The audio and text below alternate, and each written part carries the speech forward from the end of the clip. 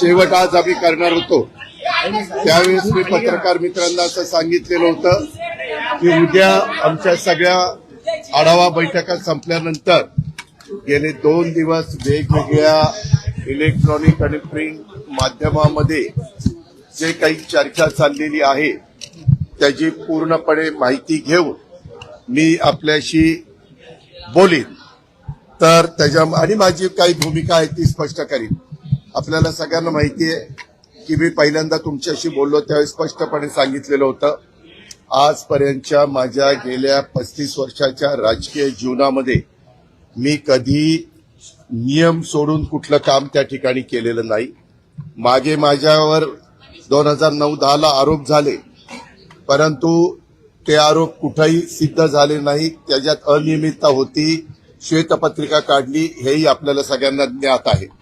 परंतु त्याच्यामध्ये मधून एक कॉमेंट्स करून त्याच्यात टार्गेट करण्याचा प्रयत्न करतात. या व्यवहारामध्ये देखील मला अजिबात काही माहिती नव्हतं. माहिती असतं तर मी लगेच सांगितलं असतं हो मला विचारून ते व्यवहार झालेला आहे आणि मी सरकारी जमिनीचा व्यवहारच होऊ शकत नाही. ही पूर्वीची महारवतनाची जमीन आहे. या अशा अनेक गोष्टी पुढे आलेल्या आहेत. त्याच्याबद्दलच एसीएस रेव्हेन्यू आणि त्यांची टीम ही चौकशी करणार आहे. मग असं असताना इथं रजिस्ट्रेशन झालं कसं, कुणी केलं, कोण त्याला जबाबदार आहे, त्या सगळ्या गोष्टी त्याच्या ठिकाणी होतील आणि त्याच्यामध्ये मला वाटतं 3 लोकांच्यावर एफआयआर मध्ये नावं टाकली गेलेली आहेत. त्यांची पण चौकशी केली जाईल. काही जणांनी विचारलं की बाबा त्या कंपनीमध्ये पार्थ पवार असताना त्यांना कसं काय त्यांचं नाव टाकलं गेलं नाही. तर मला माहिती अशी मिळाली की रेव्हेन्यू मिनिस्टर चंद्रशेखर बावनकुळे साहेबांनी सांगितलं की जे ऑफिसला आलेले होते त्या ऑफिसला येऊन ज्यांनी सह्या केल्या त्यांच्यावर एफआयआर दाखल केलेला आहे.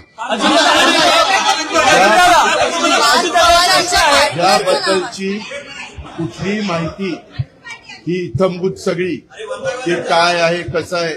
कारण काही जणांनी त्या जमिनीचा 2005-06 काही पैसे देऊन व्यवहार केलेला होता.